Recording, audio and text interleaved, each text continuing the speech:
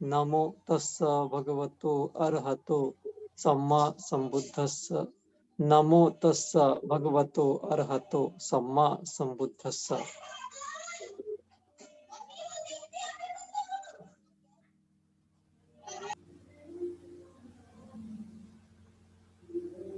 Sir आप unmute कर लीजिए, म्यूट हो गए।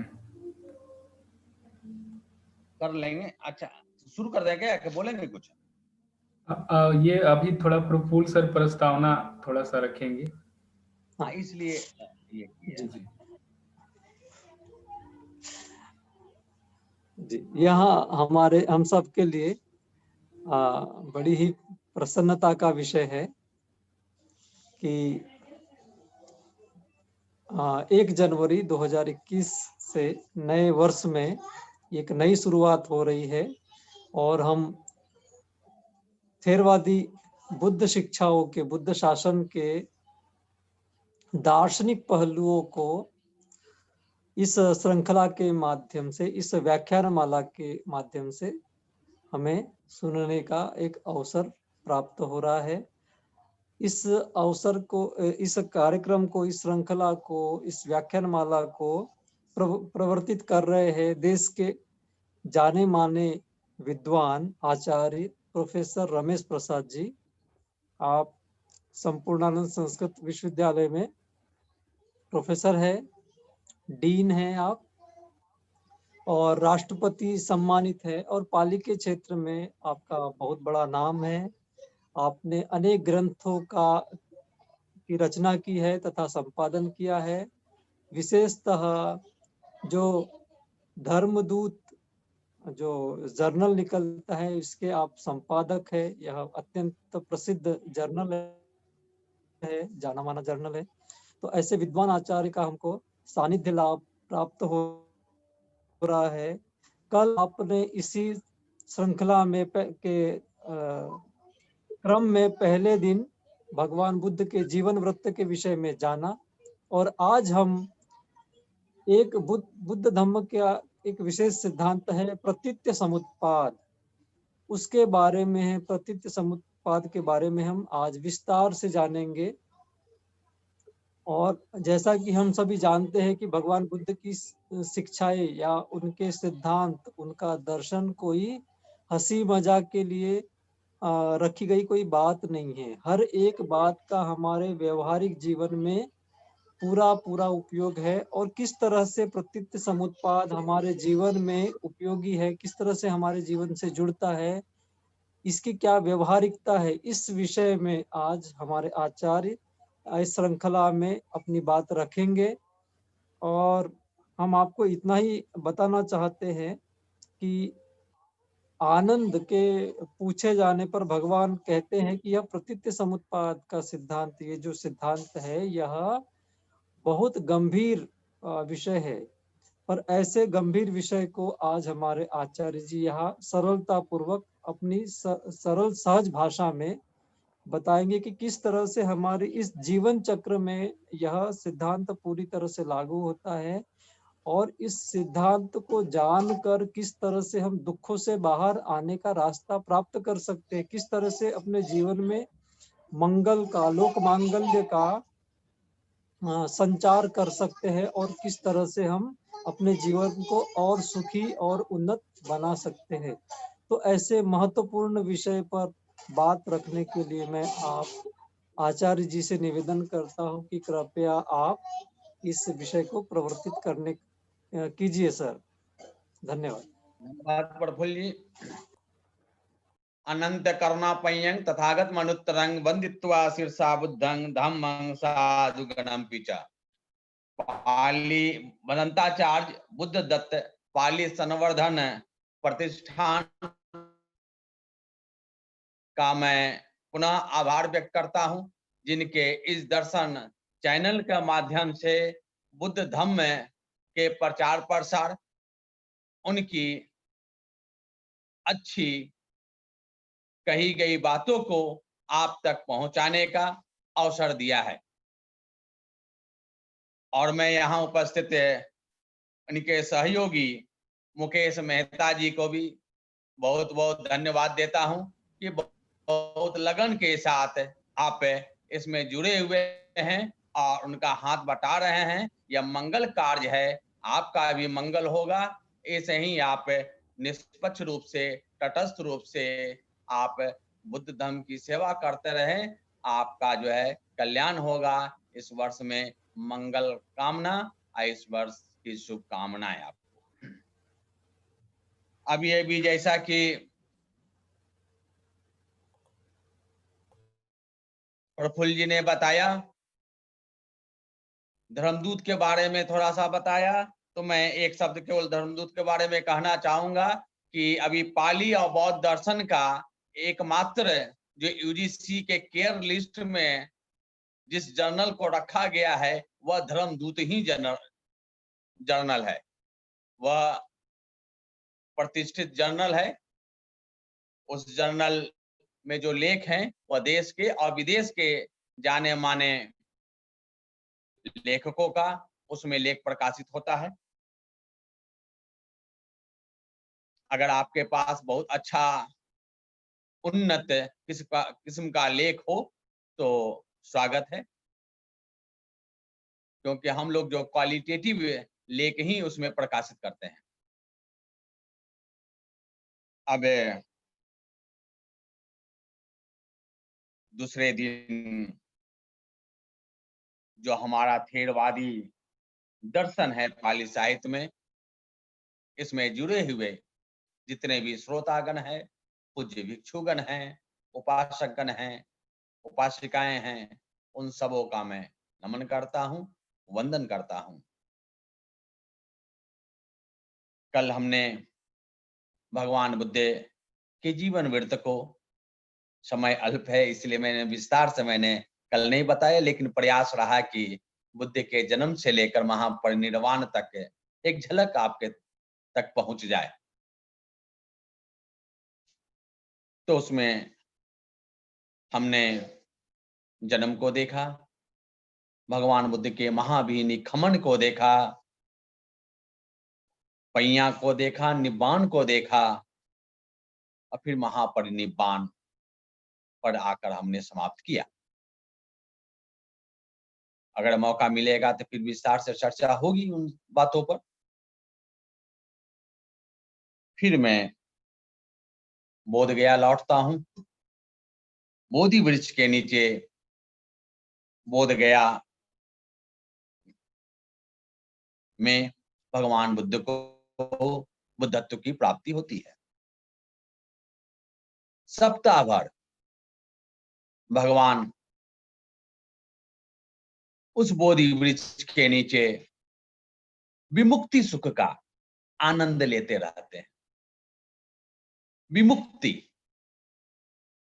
मुक्ति के आगे भी उपसर्ग लग गया है। मुक्ति का अर्थ होता है मुक्त हो जाना, विमुक्ति का अर्थ होता है पूर्ण रूप से मुक्त हो जाना। किससे मुक्त हो जाना? दुखों से मुक्त हो जाना, जीवन और मरण का जो चक्र है उससे मुक्त हो जाना।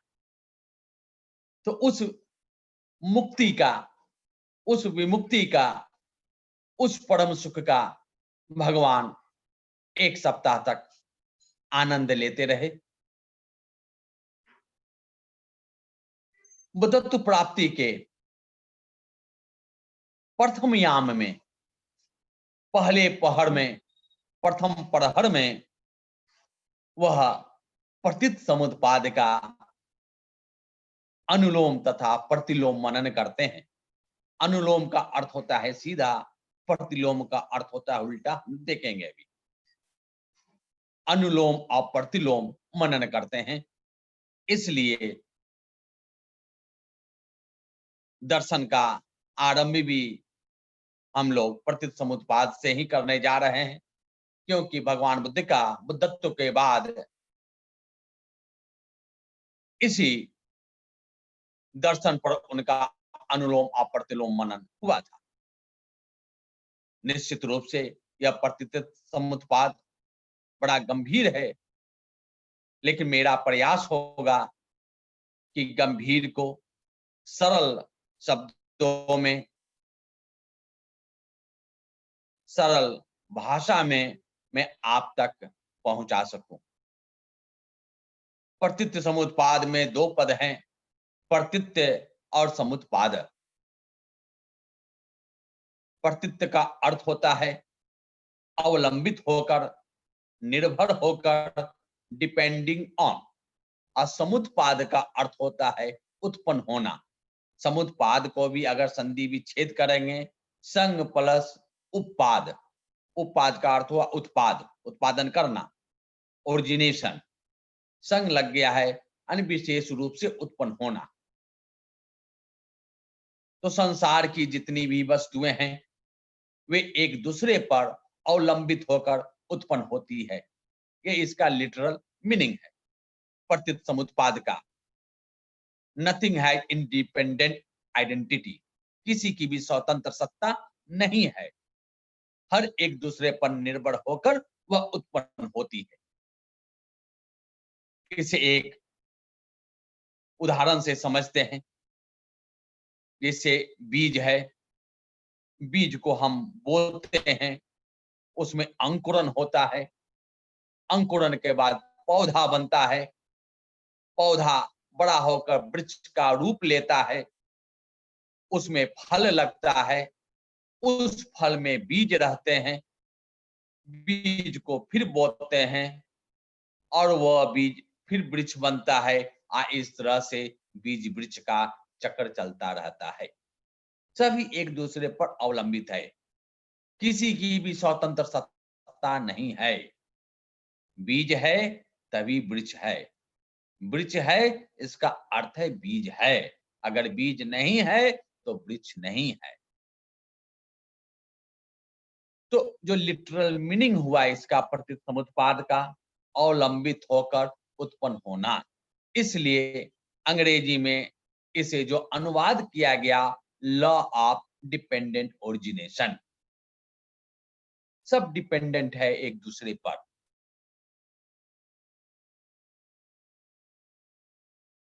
बुद्ध के शब्दों में कुछ देखते हैं। बुद्ध ने कहा इमस्मिंग सती इदंग होती। सती माने है, इमस्मि इसमें है तो यह होता है, इदंग होती इदंग भवती। इमस्मिंग असति इदंग न भवती, अगर इसमें नहीं है तो यह नहीं होता है। इमस् उपादा इदंग उपज्जति, इसके उत्पन्न होने पर यह उत्पन्न होता है। इमस् निरोधा इदंग निरुज्यति, इसके रुक जाने पर यह रुक जाता है। यानी बीज है तो वृक्ष है या फल है, बीज नहीं है तो वृक्ष नहीं है, फल नहीं है। तो भगवान बुद्ध को बीज वृक्ष नहीं बतलाना था। भगवान बुद्ध जो ज्ञान प्राप्त किए, कल हमने देखा था कि उनका जो मोटो था, उनका जो उद्देश्य था, उनका जो लक्ष्य था, वह बहुजन हिताय बहुजन सुखाय था। अधिक से अधिक लोगों का मंगल हो, अधिक से अधिक लोगों का कल्याण हो, अधिक से अधिक लोगों का सुख हो, अधिक से अधिक लोगों का हित हो, ये उनकी उदात्त भावना थी। अब वो कैसे हो, उसी को ये बतलाना चाह रहे हैं। और उसका जो मूल जो नियम है, मूल जो सिद्धांत है, यही प्रतीत समुत्पाद है। वो भगवान बुद्ध इसके माध्यम से बतलाना चाह रहे हैं, अगर तुम दुखी हो तो उसका अकारण नहीं है, उसके पीछे कोई ना कोई कारण है, उस कारण पर अवलंबित होकर तुम दुखी हो। अगर उस कारण को हटा दोगे, इमस्मिंग असति, तो इदंग न हो। अगर उस कारण को हटा दोगे तो तुम्हारा दुख भी हट जाएगा, तुम सुख को प्राप्त कर लोगे, परम सुख में विहार करोगे। भगवान बुद्ध ने जो दुख को बतलाया, उसमें सबसे बड़ा दुख उन्होंने जन्म को ही बतलाया। 4 सत्य में हम जाएंगे। जाति पि दुखा, पहला उन्होंने सत्य यही बताया। संसार का पहला सत्य उन्होंने यही बतलाया कि जाति पि दुखा, यानी जन्म लेना दुख है, जन्म लेना दुख है। तो यह अकारण जो है, जो जन्म ले रहे हैं, वह अकारण नहीं है, उसके पीछे कोई ना कोई कारण है। उसी कारण को भगवान बुद्ध प्रतिसमुत्पाद के माध्यम से समझाते हैं। तो कहने का अर्थ हुआ कि जन्म लेना दुख है, तो हम जन्म लेते हैं, इसका मतलब है किसी न किसी पर अवलंबित होकर हम जन्म ले रहे हैं। इसका अर्थ है कि हम पूर्व में थे, जब पूर्व में थे तो हमारा भविष्य भी होगा। तो प्रतिसमुत्पाद के माध्यम से 3 जन्मों की व्याख्या की गई है कि हम पहले थे, वर्तमान में हैं और भविष्य में भी हम रहेंगे। इन 3 जन्मों की व्याख्या इस प्रतिसमुत्पाद के माध्यम से की गई है। तो कहने का अर्थ है कि यह जो 3 जन्म है, तो ये एक चक्र की तरह ये घूम रहा है। जब हमारी मृत्यु होगी, तो यह हमारा पास्ट हो जाएगा, अतीत हो जाएगा, भूत हो जाएगा और भविष्य का जीवन जो है, वह हमारा वर्तमान हो जाएगा। इस तरह भूत, वर्तमान, भविष्य यह चक्र चलता रहता है, उस समय तक चलता रहता है, जब तक कि हम प्रज्ञा की प्राप्ति नहीं हो जाती है, जब तक हमें निर्वाण नहीं हो जाता है। तो इस प्रतिसमुत्पाद के माध्यम से हमें निर्वाण कैसे मिले, हम कैसे दुख से मुक्त होवें और कैसे हम यह जो चक्र है, भव चक्र, जो लाइफ साइकिल है, प्रोसेस ऑफ रिपीटेड एग्जिस्टेंस है, उसको हम कैसे तोड़ सकते हैं, इन बातों को बतलाया गया है। तो अभी हमने पहले ही देखा था, भगवान ने अनुलोम प्रतिसमुत्पाद का मनन किया, प्रतिलोम प्रतिसमुत्पाद का मनन किया। तो अनुलोम के माध्यम से यह बतलाया गया है कि यह भव चक्र कैसे चलता है, यह संसार कैसे चलता है, यह जीवन चक्र हमारा कैसे चलता है।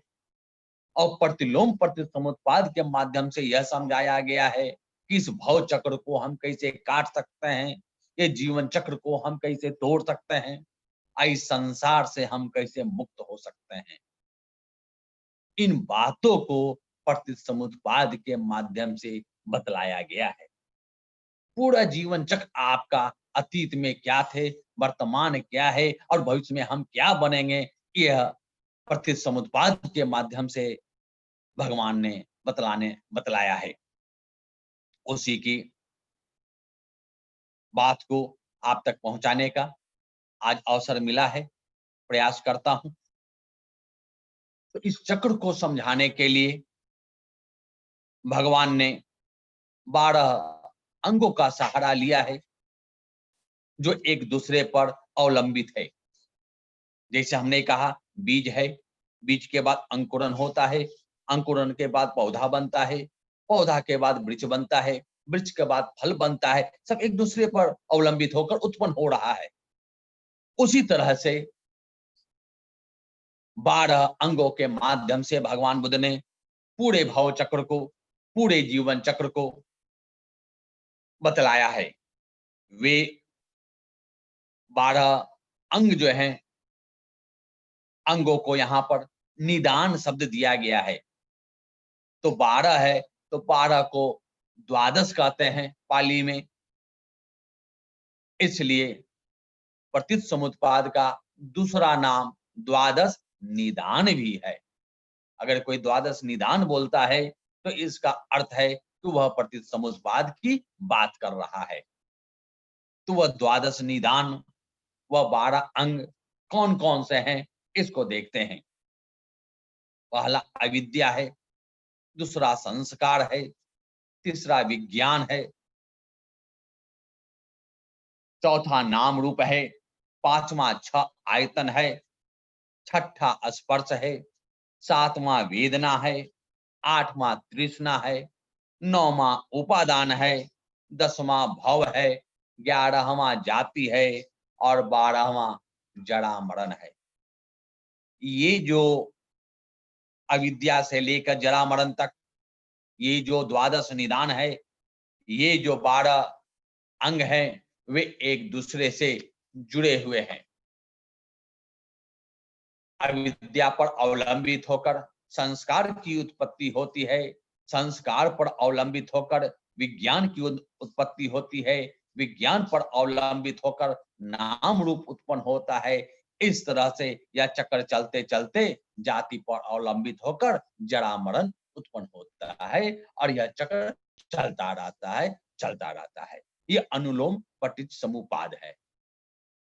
यही भगवान बुद्ध जो है बोधि प्राप्ति के अनंतर प्रथम प्रहर में इसी का मनन किया था। बुद्ध के शब्दों में ही इसको देखते हैं। अविद्या पच्या संखारा, संखार पच्या वियानंग, वियान पच्या नाम रूपंग, नाम रूप पच्या सलायतनंग, सलायतन पच्या फस्सो, फस पच्या वेदना, वेदना पच्या तन्हा, तन्हा पच्या उपादानंग, उपादान पच्या भवो, भव पच्या जाति, जाति पच्या जरा मरण, शोक परदेव दुख दोमन सुपायासा संभवंती, एवं तत्से केवलस्य दुखंदस्य समुदयो भवति। क्या होती, ये भगवान बुद्ध का मनन था बोधि प्राप्ति के प्रथम प्रहर। अब इसी को जब उल्टा कर दिया जाता है, जिसको प्रतिलोम प्रतित समुत्पाद कहा गया, अविद्याय निरोधा, संखार निरोधो, संखार निरोधा, वियान निरोधो, वियान निरोधा, नाम रूप निरोधो, इस तरह से जाति निरोधा, जरा मरण निरोधो, यानी अविद्या के रुक जाने से संस्कार रुक जाता है। अब इन 12 अंगों की व्याख्या, इन 12 अंगों पर विवेचन आवश्यक है। इन 12 अंगों को देखते हैं। अविद्या से लेकर जरा मरण तक के जो निदान हैं, 12 निदान, उस पर संक्षिप्त चर्चा करते हैं। विशेष के लिए तो मेरा वीडियो में है ही, लेकिन थोड़ा थोड़ा यहाँ पर हम चर्चा करते हैं। अविद्या में 2 पद हैं, अ है और विद्या है।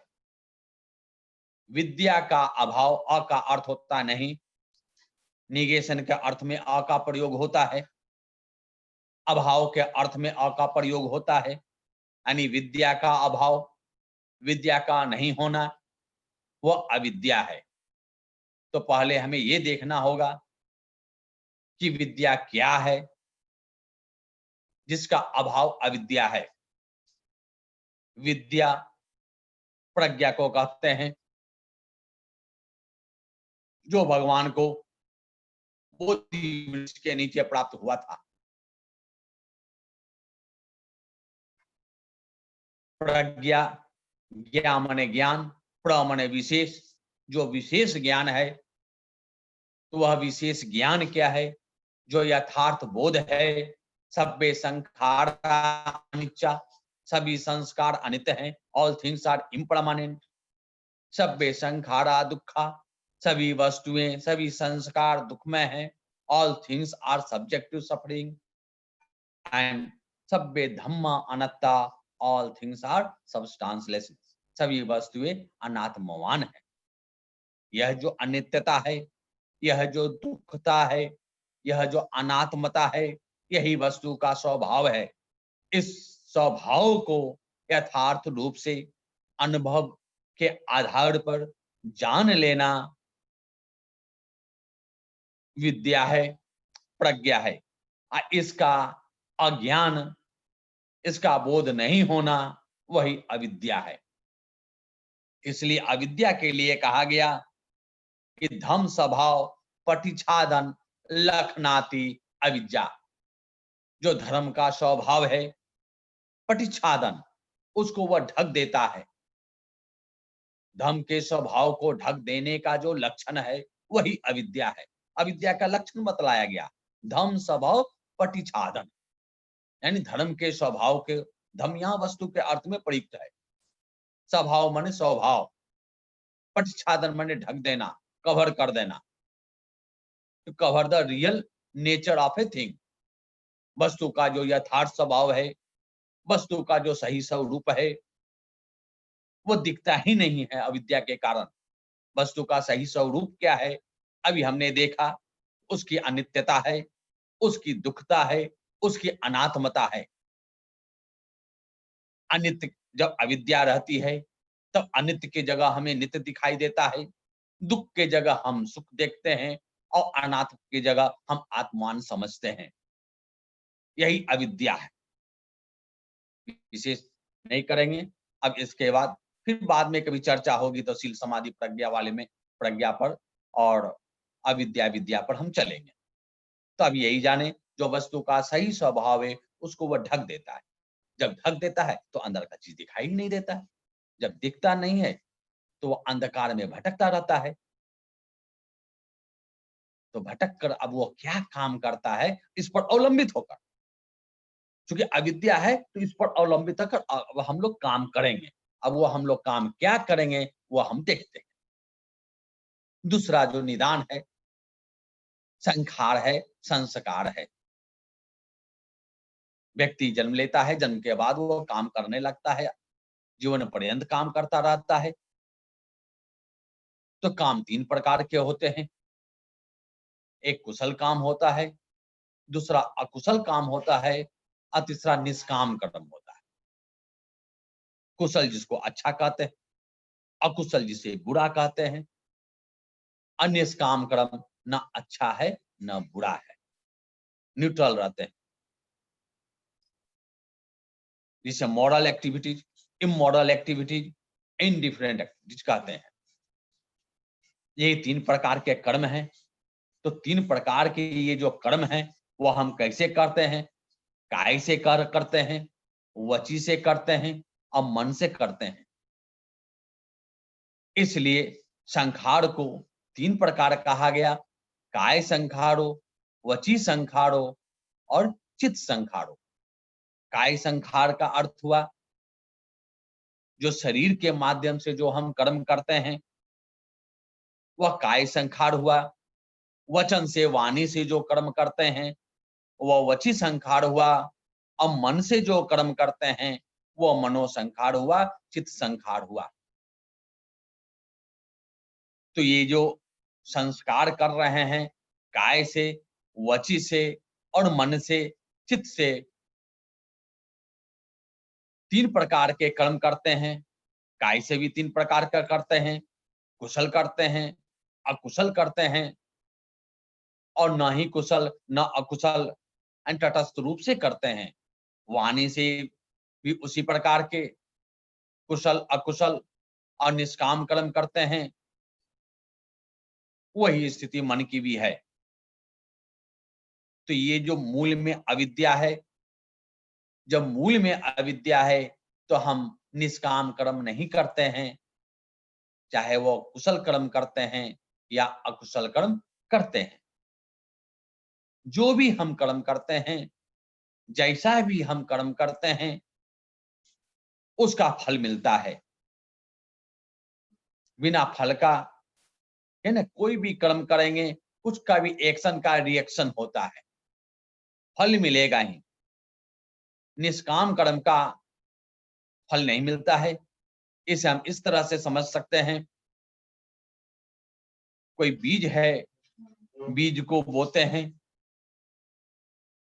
तो वह फल देता है, अल्टीमेटली फल देता है। अगर हम नीम का बीज बोएंगे तो हमें नीम का फल मिलेगा। अगर हम आम का बीज बोएंगे तो हमें आम का फल मिलेगा। लेकिन अगर हम उसी बीज को अगर हम भून देते हैं, भूनने के बाद उसे हम बोते हैं तो उसका अंकुरन नहीं होता है, वह कोई भी रिएक्शन नहीं करता है, कोई प्रतिक्रिया उसमें नहीं होती है और वह बीज वहीं समाप्त हो जाता है, वह फल नहीं देता है। जो फल नहीं देता है कर्म, वह निष्काम कर्म होता है, क्योंकि अपनी विद्या से, अपनी प्रज्ञा से जो रिएक्शन होने वाले, प्रतिक्रिया होने वाले आगे देखेंगे, जो अवयव हैं, जो कारक है, उसको उन्होंने नष्ट कर दिया है, उसको उन्होंने समाप्त कर दिया है। कुशल कर्म करेंगे या अकुशल कर्म करेंगे, क्योंकि मूल में तो अविद्या है, निष्काम कर्म कर ही नहीं सकते हैं। जब करेंगे कुशल करेंगे या अकुशल करेंगे। तो जैसा अभी कर्म करेंगे, अभी कहे नीम का बीज बोएंगे तो नीम का फल मिलेगा, आम का बीज बोएंगे तो आम का फल मिलेगा। अगर कुशल कर्म करेंगे तो कुशल फल मिलेगा, अकुशल कर्म करेंगे तो अकुशल फल मिलेगा। फल के लिए पाली में, बौद्ध दर्शन में विपाक, विपाक टर्म आया है, विपाक पद आया है, विपाक शब्द का प्रयोग किया गया है। विपाक, VIPAK, विपाक। तो कुशल कर्म का कुशल विपाक, अकुशल कर्म का अकुशल विपाक होता है। आजीवन कर्म किए जा रहे हैं तो कुशल विपाक भी पैदा किए जा रहे हैं, अकुशल विपाक भी पैदा किए जा रहे हैं। कुछ विपाक तत्काल मिल जाते हैं, तत्काल फल दे देते हैं। अब कुछ कर्म जो है वह फल इकट्ठा होता रहता है, संग्रह होता रहता है। कर्म करते करते मरने के समय कर्म पुनर्जन्म में जा रहे हैं। मरने के समय यही कर्म का जो विपाक है, कर्म तो आपने कर दिया, यही कर्म का विपाक जो है वह अगले जन्म में संसरण करता है, ट्रांसमाइग्रेट करता है। इस जीवन में अगले जीवन में जाने वाला जो कारक है वो इसी विपाक का ट्रांसमाइग्रेशन होता है। जैसा है हिंदू दर्शन में, सनातन दर्शन में, वहां आत्मा का ट्रांसमाइग्रेशन किया गया। बौद्ध दर्शन में आत्मा को स्वीकार नहीं किया गया। आत्मा को इसलिए स्वीकार नहीं किया गया, वहां आत्मा को नित्य माना गया है, आत्मा को कूटस्थ माना गया है, आत्मा को अविपरिणामी माना गया है। अगर अनात्मवाद हम लोग करेंगे तो उस समय विस्तार से देखेंगे। आत्मा पर किसी प्रकार का कोई प्रभाव नहीं पड़ता है, ऐसा बतलाया गया है। आगे नैनन चिंदन्ते शस्त्राणि, नैनन दहति पावक, न चैनन कलंत्यन्त्यापो न शोषति मारुत। किसी चीज का उसका पर प्रभाव ही नहीं पड़ता है, अविपरिणामी है। आत्मा परम परिशुद्ध अवस्था में रहती है। उसका कुशल कर्म करें तब भी आत्मा पर किसी प्रकार का प्रभाव नहीं पड़ता है। अगर अकुशल कर्म करे तब भी आत्मा पर प्रभाव नहीं पड़ती है। तो आत्मा जो है शुद्ध परिशुद्ध अवस्था में वहां रहती है, उसका किसी पर प्रभाव पड़ता ही नहीं। और यहाँ हम कह रहे हैं अकुशल कर्म करेंगे तो हमारा विपाक अकुशल होगा, और जो कुशल कर्म करेंगे तो वह विपाक हमारा कुशल होगा। हिंदू दर्शन में क्या है कि यही आत्मा जो है मरने के बाद अगले शरीर में प्रवेश कर जाती है। अगर आप बुरा कर्म किए हैं तब भी आत्मा आपका परम परिशुद्ध है। अगर आप अच्छा कर्म कर गए हैं तो वही आत्मा आपके तभी परम परिशुद्ध है, और उसी आत्मा का ट्रांसमाइग्रेशन हो रहा है। इस जीवन से अगले जीवन में वह संसरण कर रहा है। कर्मों का उस आत्मा पर प्रभाव नहीं पड़ रहा है, और संसरण कौन कर रहा है? आत्मा कर रही है। और वहीं पर यह भी कहते हैं कि अच्छे कर्मों का अच्छा फल होता है, बुरे कर्मों का बुरा फल होता है, लेकिन आत्मा पर किसी भी प्रकार का कोई प्रभाव नहीं पड़ता है। तो वहां विरोधाभासी है, एक दूसरे को वो काट रहे हैं। ट्रांसमाइग्रेट आत्मा कर रहा है, अब उस आत्मा पर कर्मों का कोई प्रभाव नहीं पड़ रहा है। तो इसका मतलब है कि कर्मों का कोई रोल ही नहीं है अगले जीवन में संसरण करने का, क्योंकि ट्रांसमाइग्रेशन तो आत्मा की हो रही है, और वही आत्मा जो है अगले जीवन में प्रवेश कर रही है, और उसका कर्मों का किसी भी प्रकार का इसमें प्रभाव नहीं पड़ रहा है। तो यहाँ पर हम आत्मा को स्वीकार नहीं कर रहे हैं। बौद्ध दर्शन आत्मा के बदले विपाक को मानता है। जैसा हम कर्म करते हैं वैसा हमारा विपाक बनता है, वही विपाक अगले जीवन में जाता है। यहाँ आत्मा को अंतर नहीं है, वहां आत्मा जा रही है, यहाँ विपाक जा रहा है। आत्मा क्या है? किसी प्रकार का कोई प्रभाव नहीं पड़ रहा है। आत्मा क्या है? वहां नित्य है। यहाँ विपाक हमारा जो है वह अनित्य है, वह कर्मों के अनुसार वह प्रभावित हो रहा है। जैसा कर्म करेंगे वैसा हमारा विपाक बनेगा और वही विपाक हमारा अगले जन्म में संसरण करेगा। अगर आत्मा को अगर अनित्य मान लिया जाए तो उस आत्मा और विपाक में कोई भी अंतर नहीं रहेगा। लेकिन वहां पर आत्मा को हम नित्य मान रहे हैं तो वह बिल्कुल ही अलग हो गया, उल्टा हो गया, और यहाँ विपाक जो है अनित्य है। अस्त तो हमने आजीवन जो है अविद्या के कारण कुशल अकुशल कर्म करते रहे। उन कर्मों का हमारा विपाक बनता रहा, वही विपाक संग्रह होता रहा और वही अगले जीवन में हमारा ट्रांसमाइग्रेट करता है, संसरण करता है। जैसे आप देखे होंगे मरने के समय, मृत्यु के समय व्यक्ति को अच्छे धम्पद गाथा सुनाई जाती है। अगर कोई दूसरे धर्म के हैं, सनातन धर्म के हैं, उनको गीता का पाठ बताया जाता है, सुनाया जाता है, रामायण की बात की जाती है, ताकि उसका जो है मन परिवर्तन हो जाए, कुशल विपाक बने और अगला जो जीवन हो वह अच्छे माँ की योनि में जाए। उसका यही कारण है, जो अच्छा जो लोक ग्रहण करे। और उसको मरने के समय सुनाने का क्या औचित्य है? कोई औचित्य नहीं है, क्योंकि सारा खेल जो है वह मन का है, वो आगे देखेंगे। इसलिए उसको मरने के समय जो है जो धर्म ग्रंथ है और उस धर्म ग्रंथ में भी जो अच्छी बातें हैं उन बातों को बतलाया जाता है, ताकि मरते मरते भी इसके मन में अगर परिवर्तन आ जाए और उसका कल्याण हो जाए, यही उसका उद्देश्य है। तो हम अविद्या से घिरे हुए हैं। अविद्या के कारण कुशल अकुशल कर्म किए, निष्काम कर्म कर नहीं सकते हैं, क्योंकि विद्या नहीं है। तो कुशल विपाक बन रहा है, अकुशल विपाक बन रहा है।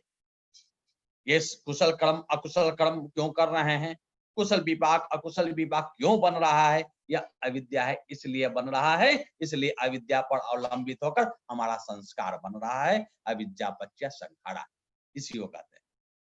अविद्या पर अवलंबित होकर संस्कार की उत्पत्ति होती है। अगर अविद्या को हम नष्ट कर देंगे तो आगे चलेंगे।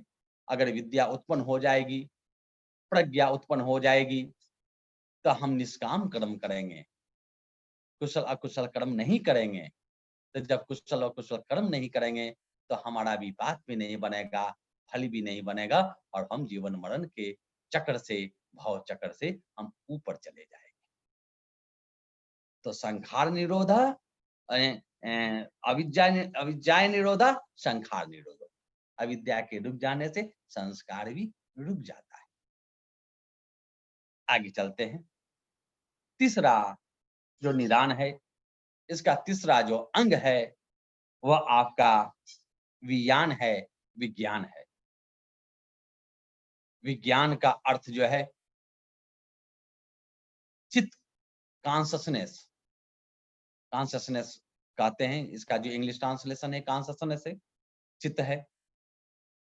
तो सारा जो खेल है वो चित्त का ही तो है।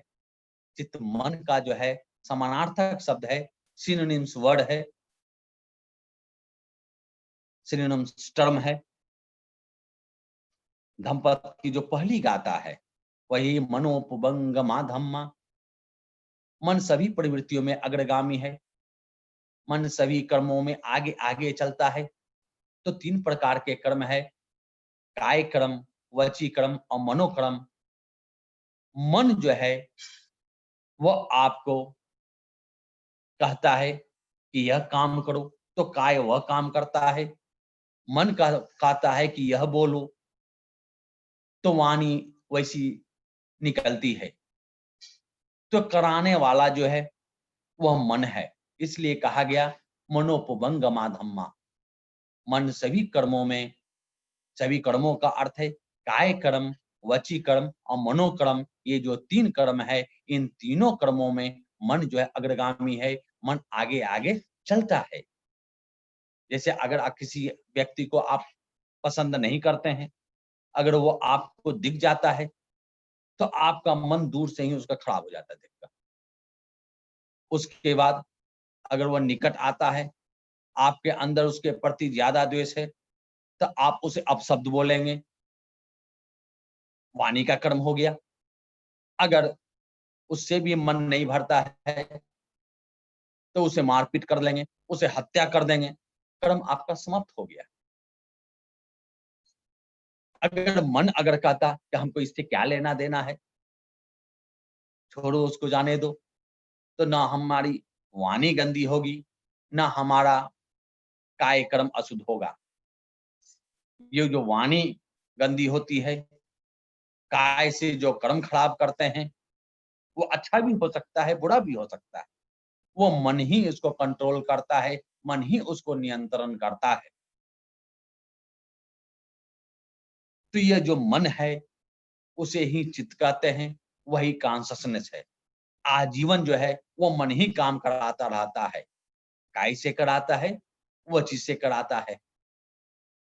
मन में पहले विचार उत्पन्न होते हैं, काय से काम कराया, वो चीज से काम कराया। तो इसकी जो मूल में है, इसके जो केंद्र में जो है, वह केंद्र में चित्त है। यह चित्त ही जो है वो काम कराता है। तो आजीवन जो है हम कर्म करते रहे, अच्छा कर्म किए, बुरा कर्म किए। अविद्या है, निष्काम कर्म नहीं करेंगे। जो चित्त जो है अच्छा बुरा कर्म करा करके विपाक पैदा कर रहा है, तो वह विपाक कहीं तो ट्रांसमाइग्रेशन होता है। तो अभी हमने बताया, अब जीवन के अंतिम क्षण में हमारी मृत्यु हुई, तो उस क्षण में अब वो निर्णय होता है कि आपने कैसा कर्म किया।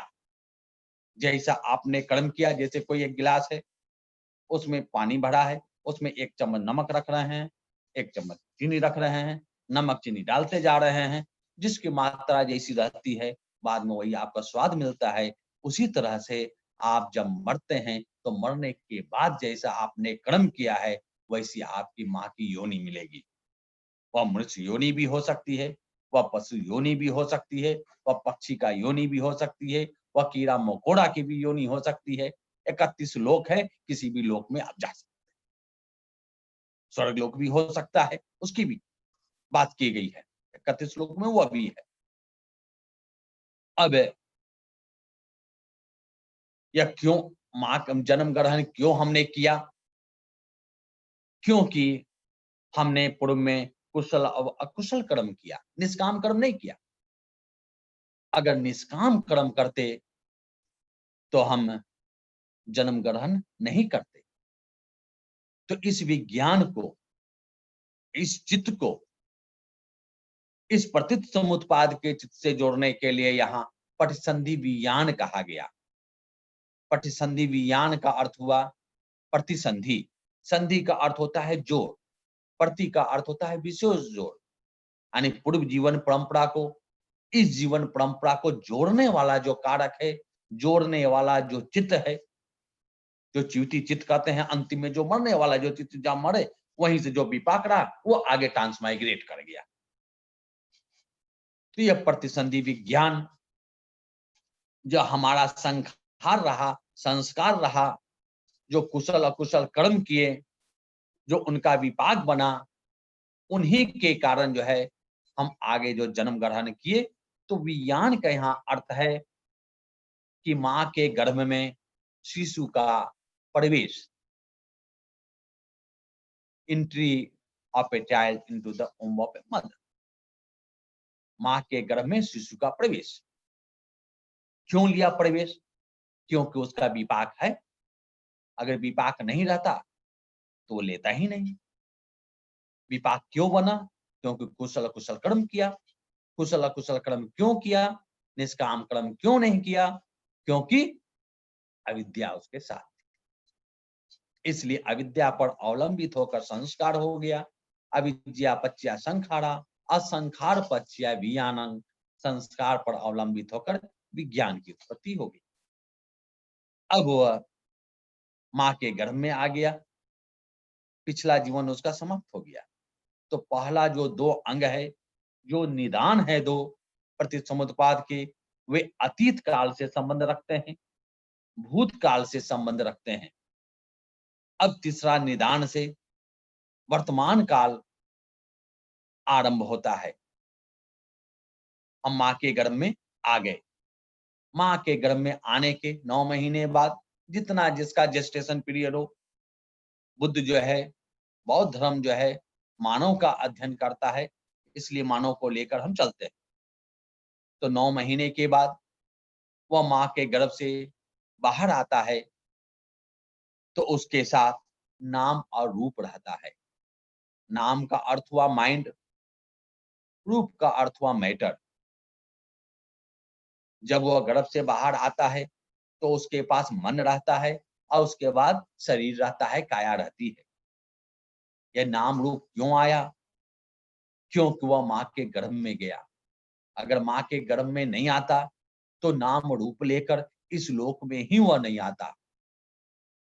तो विज्ञान पच्च्या नाम रूपं, या विज्ञान निरोधा नाम रूप निरोधो। विज्ञान है, माँ के गर्भ में आया, इसलिए वह नाम रूप लेकर इस लोक में आया। Mind the matter. अब देखें, कोई बच्चा कोई मरा हुआ पैदा लेता है तो उसमें नाम नहीं है, तो बौद्ध धर्म जो अध्ययन करता है वह जीवित व्यक्ति का अध्ययन करता है, क्योंकि जीवित व्यक्ति ही जो है दुख का अनुभव करता है। तो नाम और रूप लेकर वह इस लोक में आया। अब देखते हैं नाम रूप के बाद वो क्या होता है, नाम रूप पर अवलंबित होकर क्या उत्पन्न होता है। नाम रूप पच्च्या सलायतन। सलायतन का अर्थ होता है 6 आयतन। 6 आयतन क्या है? चक्षु, श्रोत, घ्राण, जिह्वा, काय और मन। ये 6 इंद्रियां हैं। मन जो हुआ नाम हो गया, बाकी जो 5 है पहले के, चक्षु, श्रोत, घ्राण, जिह्वा और काय, ये जो 5 हुए ये रूप हुए। तो ये रूप और नाम, ये नाम रूप पर अवलंबित होकर ये 6 इंद्रियां उत्पन्न हुई। अगर नाम रूप ही न रहता तो चक्षु, श्रोत, घ्राण, जिह्वा, काय और मन, आंख, नाक, कान, जिह्वा, जीव, शरीर और मन ही भी नहीं रहता। चूंकि नाम रूप है, चूंकि नाम रूप है, इसलिए 6 इंद्रियां हैं। इसलिए कहा गया नाम रूप पच्च्या सलायतनं। नाम रूप है तो सलायतन है। नाम रूप निरोधा सलायतन निरोधो। अगर नाम रूप नहीं है, नाम रूप का निरोध हो जाता है, तो 6 इंद्रियां भी निरुद्ध हो जाती है, रुक जाती है। अगला देखते हैं फस्य। 6 इंद्रियां हैं, तो जहां इंद्रियां काम करती है उसे हम आलंबन कहते हैं, उसे हम विषय कहते हैं। तो 6 इंद्रियां हैं, तो 6 इसके विषय हैं, रूप, शब्द, गंध, रस, स्पर्शव्य और धम्म। चक्षु जो है रूपवान वस्तु को देखता है। श्रोत जो है, कान जो है, श्रोत जो है वह शब्दों को सुनता है। घ्राण जो है, नाक जो है वह गंध को सूंघता है। जीवा जो है रस आस्वादन लेता है। काय स्पर्श करता है और मन विचार करता है। अब 6 इंद्रियां हो गई। छह आलम्बन हो गए। और जब भी इंद्रिय के संपर्क में कोई आलम्बन आता है, तो जो प्रथम संपर्क होता है उसे ही स्पर्श कहते हैं, उसे ही हम टच कहते हैं, वही फस है। जब आंख ही नहीं रहेगी तो रूप को कैसे देखेंगे? कान ही नहीं रहेगा, शब्दों को कैसे सुनेंगे? घ्राण नहीं रहेगा, गंध को कैसे सूंघेंगे? जिह्वा नहीं रहेगी तो रस को भी नहीं चख सकते हैं। काय नहीं रहेगा तो स्पर्श भी नहीं होगा, मन नहीं रहेगा तो विचार नहीं कर सकते। इसलिए यह जो है सलायतन पच्य फस्सो, सलायतन है, इंद्रियां है, तो तभी हम स्पर्श कर सकते हैं। स्पर्श करने का अर्थ है संपर्क होना। आंख है तभी रूप को देख सकते हैं, आंख नहीं है तो रूप को नहीं देख सकते हैं। सलायतन निरोध फस निरोध। छह इंद्रियां है तो स्पर्श है, छह इंद्रियां नहीं है तो स्पर्श नहीं है। आगे देखते हैं वेदना। वेदना का अर्थ होता है फीलिंग, अनुभूति करना। वेदना हिंदी में तो बुरे शब्दों में करता है वेदना, यहाँ वेदना का अर्थ होता है अनुभूति करना। ये अनुभूति जो है सुखद भी हो सकती है, दुखद भी हो सकती है, न दुखद न सुखद भी हो सकती है, तटस्थ भी रह सकते हैं। अब चक्षु ने किसी रूप को देखा, संपर्क हुआ, जब चक्षु ने रूप को देखा तो वहां तक तो फंस है। अब देखने के बाद अगर अच्छा लगा तो सुखद वेदना होने लगी, अगर बुरा लगा तो दुखद वेदना होने लगी। न अच्छा न बुरा का भाव जग गया तो वही उपेक्षा वेदना कहते हैं, इनडिफरेंट फीलिंग कहते हैं। तो ये तीन प्रकार की वेदना होगी, सुखा वेदना, दुखा वेदना और उपेक्षा वेदना। सुखा वेदना भी दो प्रकार की हो सकती है, काय से भी हो सकती है, मन से भी हो सकता है। जब कोई शरीर अगर सुखद अनुभूति करता है, जैसे बहुत गर्मी है, एयर कंडीशन में बैठ गए, बहुत ठंडी है, रजाई में ओढ़ लिए, तो शरीर को जो सुख मिलता है, जो कायिक सुखद अनुभूति है, उसे हम सुखा वेदना कहते हैं। अगर कोई आपकी प्रशंसा कर रहा हो, कोई अच्छी बात आप सुन रहे हो, तो मन को जो सुखद अनुभूति होती है, जो मानसिक सुखद अनुभूति है, उसे सोमनस वेदना कहते हैं। सुखा वेदना, सोमनस वेदना। जो कायिक सुखद अनुभूति है, जो फिजिकल प्लीजेंट फीलिंग है, वह सुखद वेदना है। और मेंटल प्लीजेंट फीलिंग है, उसे सोमनस वेदना कहते हैं। उसी तरह से अगर कोई आपको कांटा चुभ होता है शरीर में, तो आप शरीर दुख की अनुभूति करता है, तो वह दुखा वेदना हो गया। अगर कोई आपको अपशब्द बोलता है, कोई आप पर क्रोध करता है, मन जो दुख का अनुभव करता है, मन दुखी जो होता है, तो उसे हम दोमनस वेदना कहते हैं। तो दुखा वेदना, दोमनस वेदना, मेंटल अनप्लीजेंट फीलिंग इज दोमनस वेदना, और mental physical unpleasant feeling is a दुखा वेदना। इस तरह से दुखा वेदना, सुखा वेदना, दोमनस वेदना, सोमनस वेदना और उपेक्षा वेदना। नहीं दुखद अनुभूति, नहीं सुखद अनुभूति। ये 5 प्रकार की अनुभूति होती है। यह अनुभूति क्यों हो रही है? क्योंकि हम स्पर्श हो रहा है। आँख रूप को देखा, अच्छा लगा तो सुखद अनुभूति लगी, अगर बुरा लगा तो दुखद अनुभूति हुई। उसे कान शब्द को सुना, अगर उसे अच्छा लगा तो सुखद अनुभूति हुई, अगर बुरा लगा तो दुखद अनुभूति हुई। इस तरह से फस पर अवलंबित होकर वेदना की उत्पत्ति होती है। इसलिए कहा गया फस पच्या वेदना और फस निरोधा वेदना निरोधो। फस है तब वेदना है और फस नहीं है, स्पर्श नहीं होता है तो वेदना की अनुभूति भी नहीं होती। अब आगे का निदान देखते हैं। वेदना पच्या तन्हा, वेदना पर उत्पन्न अवलंबित होकर, उस पर निर्भर होकर तृष्णा की उत्पत्ति होती है। अब आंख ने रूप को देखा, अच्छा लगा, अब मन का किया, अब इसको अपने पास रख ले। किसी वस्तु को आंख ने देखा, देखा तो फस हुआ, उसके बाद अच्छा लगा तो सुखद अनुभूति हुई, सुखा वेदना हुआ। अगर बुरा लगा दुखा अनुभूति हुई, दुखा वेदना। अब जब तक मन में यह अनुभूति हो रही है, अब तृष्णा जग गई।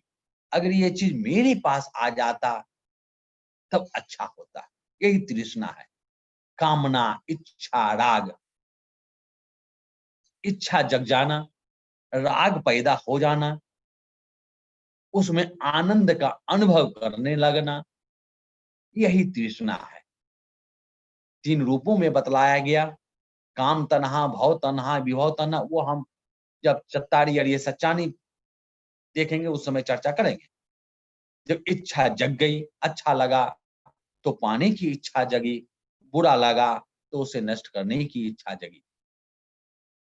तो जो इच्छा क्यों जगी? क्योंकि सुखा वेदना उत्पन्न हुई, दुखा वेदना उत्पन्न हुई।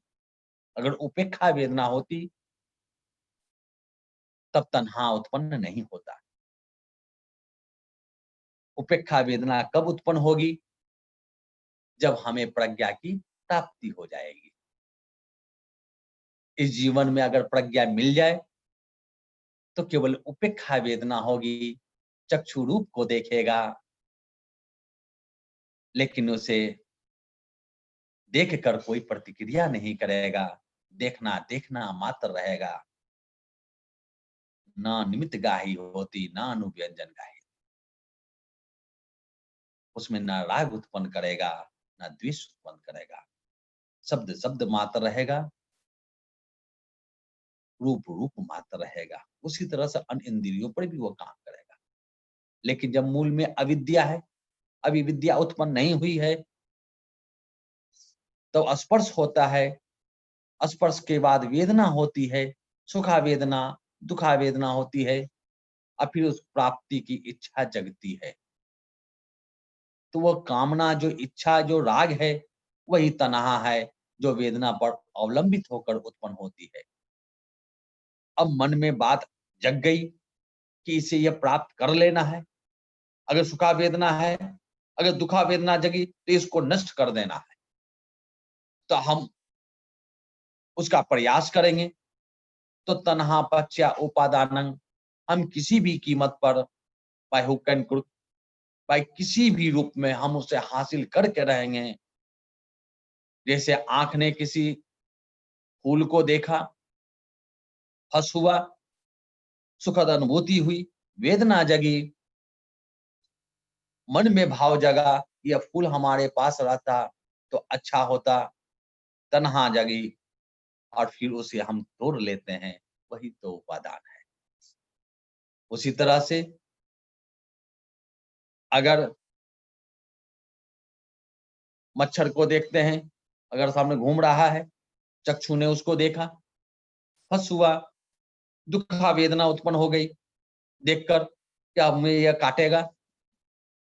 वेदना हो गई, दुखा वेदना। फिर तन्हा जगी, अब इसे हम नष्ट करेंगे, मारेंगे, और फिर उपादान, उसको हम मार देते हैं। काम तो समाप्त हो गया, काम समाप्त हो गया। यह उपादान क्यों हुआ? वो तन्हा के कारण हुआ। तन्हा है तो उपादान है। तन्हा पक्ष उपादान, तन्हा निरोधा उपादान निरोध। तन्हा नहीं है तो उपादान भी नहीं है। तो अब हमने कर्म कर दिया, काम पूरा हो गया। इस जीवन का इसी प्रकार का आजीवन हम काम करते रहते हैं। काम करते रहते हैं उसका विपाक भी बनता रहेगा, जैसा पिछले जीवन में बना था, जिसको हमने संस्कार कहा था, संखार कहा था।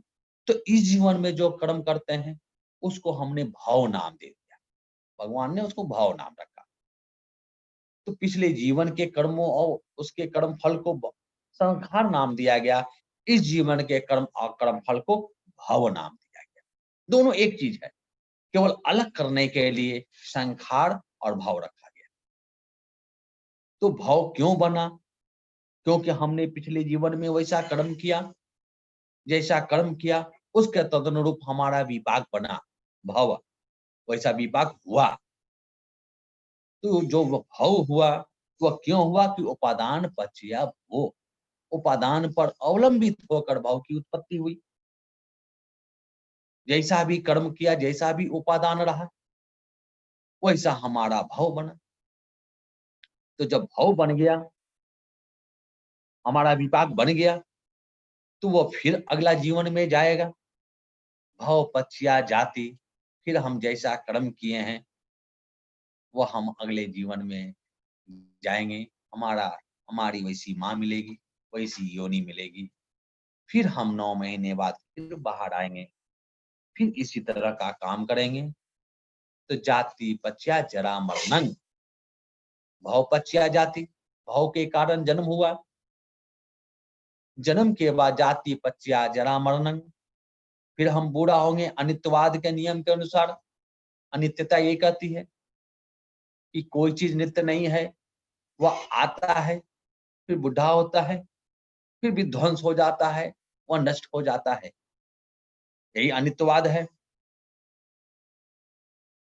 तो जन्म लिए हैं, फिर इसी तरह का कर्म करेंगे, फिर बूढ़ा होंगे, फिर मरेंगे। शोक परदेव दुख दोमनस उपायासा संभवंती, जन्म और मरण के बीच में शोक होगा, परदेव होगा, यानी कई प्रकार के दुख होंगे। दोमनस होता, मानसिक दुख होंगे, अशांति होगी। तो इस तरह से ये उत्पन्न होता रहेगा। ये जो दुखों का जो पुंज है, एवं मतस केवलस दुखंद समुदय होती, दुखों का जो पुंज है वह उत्पन्न होगा। यह क्यों होगा? क्योंकि हमने जन्म ग्रहण किया। इस तरह से यह भाव चक्र चलता रहता है। पहला जो 2 है वह अतीत को बतलाया गया है, अविद्या और संस्कार। जैसा हमने कर्म अतीत में किया था, वैसा अविद्या चुकी थी, इसलिए हमने वैसा कर्म किया। उन कर्मों के अनुसार हमारा फिर इस जीवन में मिला। तो अविद्या और संस्कार, अतीत का कर्म, फिर माँ की योनि में आ गए, वहां से विज्ञान हो गया, प्रसंधि विज्ञान जिसको कहे। फिर इस जीवन में कर्म करते रहे, भव तक कर्म किए, फिर विपाक बना, करते करते फिर हम जैसा कर्म किए अगले जीवन में गए, जाति हुआ, यानी पुनर्जन्म, रीबर्थ उसको कहते हैं, रीबर्थ हुआ। फिर इसी प्रकार का कर्म किए, फिर रीबर्थ, फिर आप जन्म लेंगे, मरेंगे, जन्म लेंगे, मरेंगे, और यह चक्र हमारा चलता रहेगा, चलता रहेगा। उस समय तक चलता रहेगा जब तक कि हमें निर्वाण न मिल जाए, जब तक कि हमें प्रज्ञा की प्राप्ति न हो जाए। तो ये हुआ आपका प्रतीत समुत्पाद। यह प्रतीत समुत्पाद जो है, इसमें 3 जन्मों की व्याख्या की गई है। हम अतीत में क्या किए थे, कैसे किए थे, जैसा भी कर्म किए थे, उसके अनुसार हमारा वर्तमान बना। अब वर्तमान में हम जैसा भी कर्म करेंगे, वो इसके अनुसार हमारा भविष्य का निर्माण होगा। तो अतीत के आधार पर वर्तमान की उत्पत्ति हुई, अब वर्तमान के आधार पर हमारा भविष्य का निर्माण होगा। इस तरह से जीवन चक्र जो है, जो भव चक्र जो है, जन्म मरण का जो चक्र जो है, वो चलता रहेगा, चलता रहेगा, चलता रहेगा, और उस समय तक चलता रहेगा जब तक कि हम निर्वाण को प्राप्त ना कर लें, प्रज्ञा की प्राप्ति हमारे अंदर ना आ जाए, हम विद्या से युक्त ना हो जाए, अविद्या को हम नष्ट ना कर दें। यही आपका प्रतीत समुत्पाद है, भवतोषम।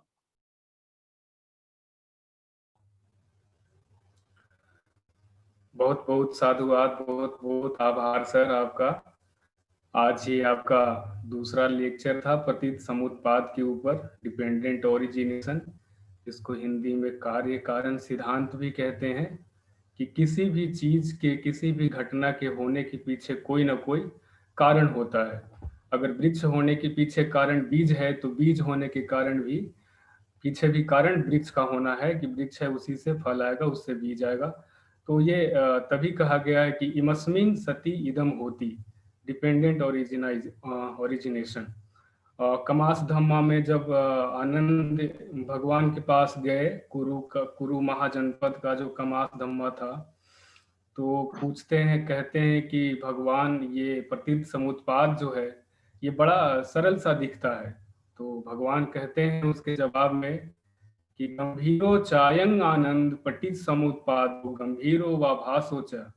ऐसा मत कहो आनंद कि प्रतीत समुत्पाद सरल सा दिखता है, यह अति गंभीर है, यह गंभीर दिखता भी है और गंभीर ये है भी।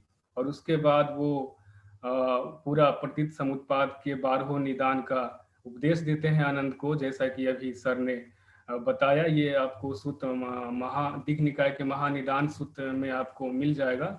सर ने अभी उसी गंभीर, भगवान के गंभीर जो उपदेश था उसके 12 निदान को बड़े ही अच्छे और स्पष्ट तरीके से, हालांकि संक्षेप में ही सही लेकिन अति स्पष्टता के साथ आप सभी पाली एवं बौद्ध विद्या के सुधी जनों के सामने रखा और 12 निदानों को समझाया। अगर आप डिटेल में प्रतीत समुत्पाद के निदानों को जानना समझना चाहते हैं, तो सर का यूट्यूब चैनल है, रमेश प्रसाद के नाम से ही सर का चैनल है। उस पे अध्यात्म बुद्धा सीरीज करके सीरीज आता है सर का, जिसमें 4 जो शनिवार होते हैं एक महीने में, चारों में एक एक वीडियो आते हैं सर के।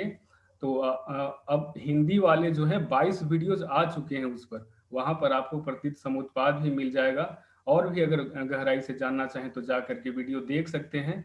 और आज से अंग्रेजी भाषा के जो बौद्ध विद्या को जानने समझने वाले लोग हैं, इंग्लिश लैंग्वेज में भी उसको देख सकते हैं। सर ने आज से इंग्लिश लैंग्वेज में भी वीडियो अपना रिलीज कर दिया है, पहला एपिसोड उसका आ गया है सर की वेबसाइट पे, यूट्यूब चैनल पे। तो सर आपका बहुत बहुत धन्यवाद, साधुवाद, आभार आपका आज के लेक्चर के लिए।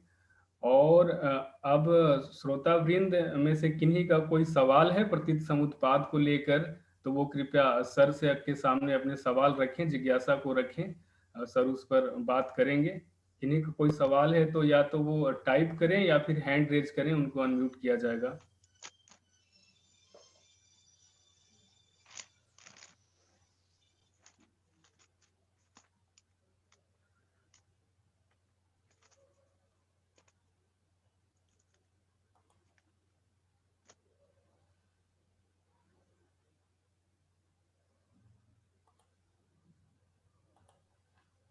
आप खुद को अनम्यूट करके भी सवाल पूछ सकते हैं सर से, अपनी जिज्ञासा जो रखनी है सर के सामने प्रतीत समुत्पाद के ऊपर, वो आप पूछ सकते हैं। 2-4 मिनट में सवाल जवाब का सेशन होगा, उसके बाद हम आगे चलेंगे समापन की ओर।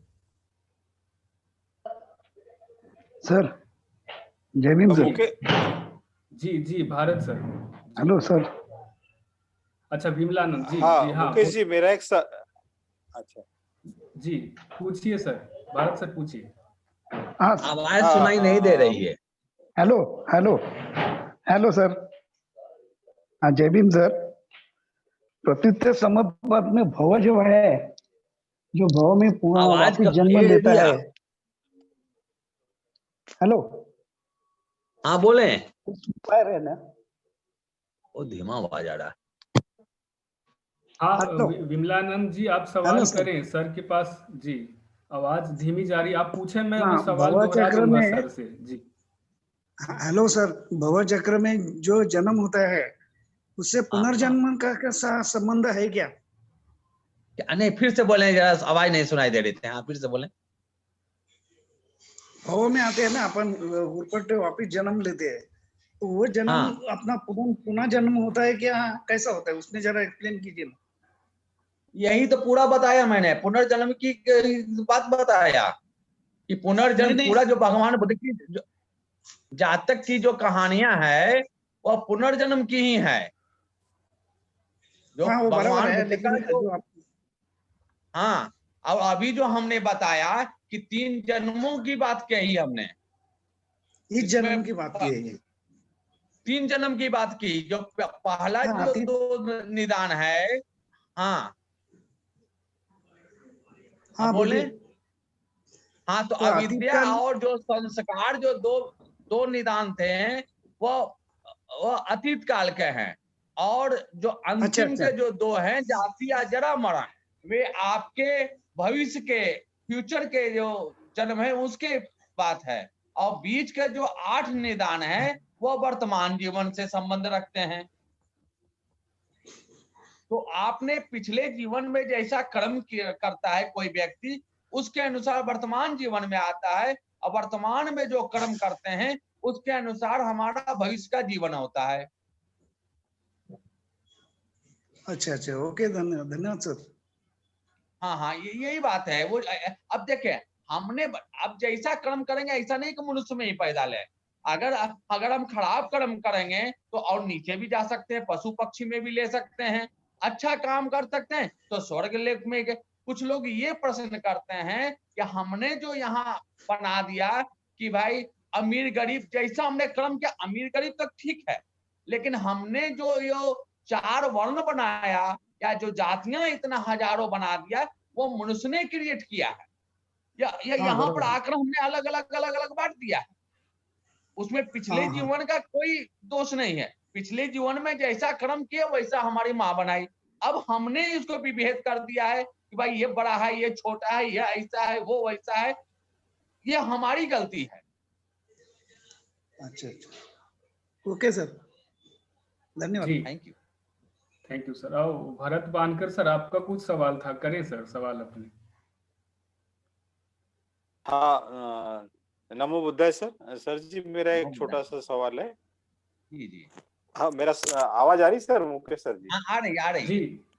हाँ हाँ हाँ, सर जी मेरा एक छोटा सा सवाल है कि उपादान से भव में कैसे पहुंचते हैं सर? वो थोड़ा सा उदाहरण के साथ समझाए तो अच्छा होगा सर। उपादान में से भव में कैसे जाते लोग? बढ़िया बढ़िया, अच्छा देखिए, हाँ हाँ हाँ ये अब पहले उपादान के पहले हम तृष्णा पर चल रहे हैं, ठीक है ना? तो तृष्णा हाँ, जो जी जी मन में जो विचार आया वो तृष्णा है। और जो बलवती, वही तृष्णा जब बलवती हो जाती है तो उसे उपादान कहते हैं। यानी वो मन वाला जब विचार जो है, जब काय पर आने लगता है, जो वचन से बोलने लगता है, तब वह जो वही उपादान है। चाहे उसमें अपशब्द बोले, चाहे वो अंगों का संचालन भी करने लगता है, मारपीट करने लगता है, वो उपादान है। तो कर्म तो कर दिया, इसी प्रकार के आजीवन कर्म कर रहा है। वाणी से भी कर रहा है, काय से भी कर रहा है। जब तक मन से जो मनोकर्म है वो तन्हा है, और जो काय कर्म और वची कर्म जो है वो उपादान है। जब मन में आएगा तभी काय और वचन से हो गया, तो तन्हा के बाद उपादान आ गया। उपादान में हमने कर्म कर रहे हैं, आजीवन कर रहे हैं। तो यही जो कर्म का हमारा जो विपाक बन रहा है, जो फल बन रहा है, कर्म करेंगे बिना करने, कारण सिद्धांत है। अगर आपने किया है तो उसका फल मिलेगा। अगर बीज आपने बो दिया है, फल तो देगा ही, अंकुरन तो होगा ही, क्योंकि आपने निष्काम कर्म नहीं किया। इसलिए निष्काम कर्म नहीं किया क्योंकि आपके साथ अविद्या है। तो आपने जो भी कर्म किया, जैसा भी कर्म किया, उसके अनुसार फल मिलेगा। अकुशल कर्म किया, अकुशल फल मिलेगा। कुशल कर्म किया तो कुशल फल मिलेगा। ये जो कुशल और अकुशल कर्मों का जो फल है, जो विपाक है, वही भाव है। जी जी तो जी जी सर, उपादान है, बहुत इसलिए अच्छे। भाव है। हाँ हाँ, जी जी, बहुत अच्छे सर, बहुत अच्छे। साधु साधु साधु, बहुत अच्छे। धन्यवाद। जी, रीना देवी मैम, आपका कोई सवाल है? आप अनम्यूट करें और सवाल करें सर से। रीना देवी जी।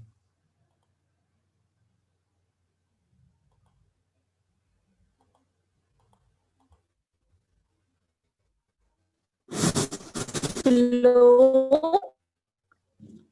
बोलिए हेलो मैडम। हाँ बोलिए जी, मैडम। नमस्कार सर। जी जी नमस्कार। नमस्कार। गुरुजी, मेरा प्रश्न है कि हमें जैसे भारतीय समाज में 4 वर्णों में बांटा गया है, ब्राह्मण, क्षत्रिय, वैश्य, शूद्र। हाँ, ये तो हमने बांटा उसमें है जो है मैडम। जी, ऐसा है मैडम, ये हमने बांटा। आपने जी। जिस योनि में जैसा कर्म किया वैसा मिला, लेकिन बांटा हमने है। 4 के जगह हम 10 भी बढ़ सकते हैं, यहाँ तो हजारों में बांट दिए हैं। जी जी जी। ये बांटा हमने और है, इसमें प्रकृति जी ने मैडम नहीं बांटा है। हाँ जी, जैसे ईश्वर में तो एक ही बनाया गया है स्त्री और पुरुष को, हम समाज में उसको दो देख रहे हैं अलग करके, लेकिन है तो एक ही जीव जिसको सृष्टि में बनाया गया है। ऐसा मैडम पहले आप संशोधन कर लें, हम ईश्वर को मानते ही नहीं है। ईश्वर हम जी खुद है, हाँ, हमें अत्ता पता ही है, अत्नो लेकिन नाथो। जी नहीं, लेकिन कुछ नहीं मैडम, अत्ता ही अत्नो नाथो, कोई नाथो पड़ोसिया। हम अपना जी मालिक खुद हैं। हमने जैसा कर्म किया इसलिए इस जीवन को पाया। अगर निष्काम कर्म करते तो इस जीवन में आते ही नहीं। ईश्वर कहाँ? जी बिल्कुल। गुस्सा आ गया। आगे बोले मैडम। जी, आपके सवाल का जवाब उम्मीद है आपको मिल गया होगा रीना देवी मैम। ऋतुपर्णा मैम, आपका कुछ सवाल है, आप करें। नहीं सर नहीं, से आप सवाल। निसंकोच करें मैडम, जितना करना करें, निसंकोच करें। ये प्लेटफॉर्म है, आपके जो भी शंकाएं हैं वो निर्मूल होनी चाहिए। आप निसंकोच करें। जी, ऋतुपर्णा मैम। जी नमस्ते सर। मेरा एक क्वेश्चन है कि ये जो आप बोल रहे हैं निष्काम कर्म, तो इसका कोई एग्जाम्पल है डेली लाइफ में? क्योंकि मैं जब किसी के लिए भला करती हूँ तो वो हो जाता है मेरा कुशल काम। तो कुशल काम तो फिर से मैं भव में पहुंच जाऊंगी। तो कुशल काम के स्टेज से मैं निष्काम कर्म के स्टेज में कैसे पहुंचूंगी? क्या करने से पहुंचूंगी? आप मैडम आज कितना झूठ बोली है? आज तो मैंने किसी से बात ही नहीं करा है। नहीं बात कीजिए। लॉकडाउन में मैडम पहली बात ये जो पंचशील जो बतलाया गया ना मैडम, हाँ हाँ आसक पास का है तो पंचशील का कम से कम पालन करें। पंचशील में जैसे पहला क्या है कि पानाति पाता वेदमणि, हम हिंसा नहीं करेंगे, पहले इसका पालन करें। चोरी नहीं करेंगे।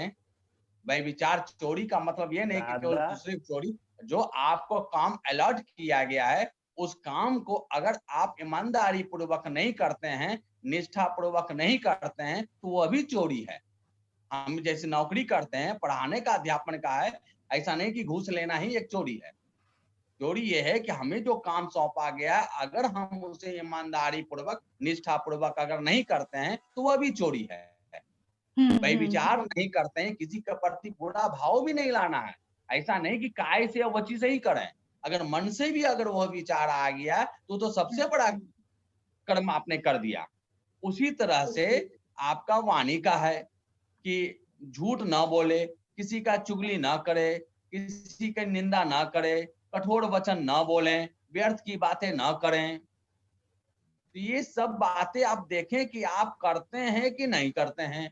अगर आप करते हैं तो कहां से निर्वाण मिलेगा, कहां से प्रज्ञा मान लेंगे बेटा। धीरे धीरे अगर आप 100 झूठ बोलती हैं तो कोशिश कीजिए कि 99 करे, फिर 98 करे, 90, धीरे धीरे कम होता जाएगा। कम होते होते एक स्थिति ऐसी आएगी, खुद प्रज्ञावान हो जाएंगी, खुद पता चलेगा कि हम अब अगला जन्म से हम खत्म हो गए, निष्काम कर्म खुद करने लगेंगे। किसी को बताने की जरूरत थोड़े ही है। आप पंचशील पर चले तो निष्काम कर्म की ओर अग्रसर हो जाएगी। अच्छा, यहाँ तो तो ये है मतलब कि कुशल कर्म भी कर रहे हैं, वह भी चूंकि अविद्या है। अगर आप किसी को दान दे रहे हैं, मान ली कोई भिख मंगा आया, अगर वो मांगा कि मान ली आप 5 रुपए दिए, 10 रुपए दिए, वो कहता है कि 100 रुपए दो, तो आपको गुस्सा आ जाता है। अच्छा क्यों गुस्सा आता है? क्यों गुस्सा आता है? गुस्सा नहीं आना चाहिए ना, क्योंकि आपके अंदर जो अहंकार है वह जग जाता है। 10 रुपया दे रहे नहीं ले रहा है, अहंकार जग जाता है। आपको लगता है कि हम बड़ा है वो छोटा है, हम जो दे वो ले, वो क्यों लेगा? वो 100 रुपया वो मांग रहा है, 100 रुपया आप दें आप, लेकिन आप नहीं देंगे। अहंकार तो ये तो इससे ऊपर उठना पड़ेगा, तो निष्काम कर्म कहाँ होगा? अच्छा, तो निष्काम कर्म मतलब कि मन से बिल्कुल शील का कड़ाई से पालन करना।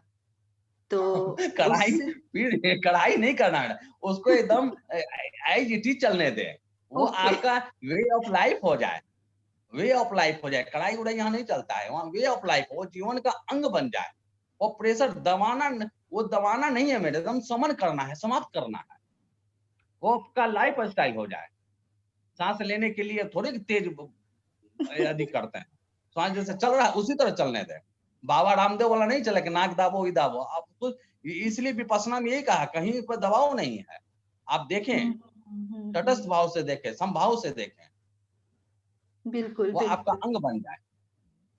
बिल्कुल। धन्यवाद धन्यवाद सर, धन्यवाद। धन्यवाद सर। घनश्याम पाल सर, घनश्याम पाल जी आपका कोई सवाल है? डॉक्टर घनश्याम पाल जी अनम्यूट करें और सर से सवाल करें अपने।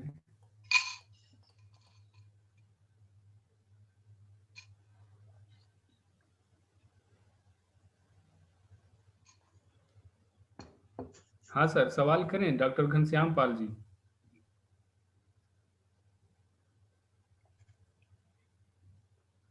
आपको आवाज आ रही है सर? और किन्हीं का कोई सवाल है तो वो सर से कर लें, अपनी जिज्ञासा मिटा लें, जो भी प्रतीत समुत्पाद से रिलेटेड सवाल है, उसके बाद हम आगे चलेंगे।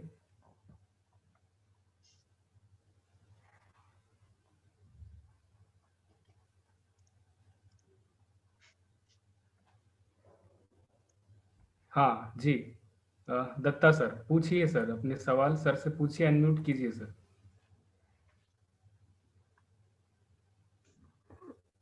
हेलो हेलो, हाँ नमस्ते सर। नमस्कार नमस्कार। आवाज आ रहा है सर जी? नमस्कार सर। हाँ आ रही। हाँ सर, अभी अपना जो जन्म है सर, कर्म विपाक के कारण हमारा जन्म नया जन्म होता है ना सर? जी जी जी। हेलो। हाँ हाँ हाँ। अच्छा, पुरुष योनि और स्त्री योनि, ऐसा मतलब अगले योनि में अपन क्या बनेंगे, ऐसा कुछ उसका कुछ बता सकते हैं सर? पुरुष में हो गए या फीमेल हो गए या मेल होंगे, ऐसा कुछ उसमें बता सकते हैं सर अगला जन्म? ऐसा तो कोई बुद्ध धर्म में लिखा नहीं गया है कि पुरुष पुरुष ही होगा या पुरुष महिला नहीं हो सकती है। नहीं, मैं उन्हें बोल रहा कि जैसे मतलब कि कोई जानवर हो, मतलब कि बैल है, गाय है, भैंस, मतलब में लिंग होते हैं, लिंग, पुरुष लिंग, मेल फीमेल, ऐसा कुछ है उसमें?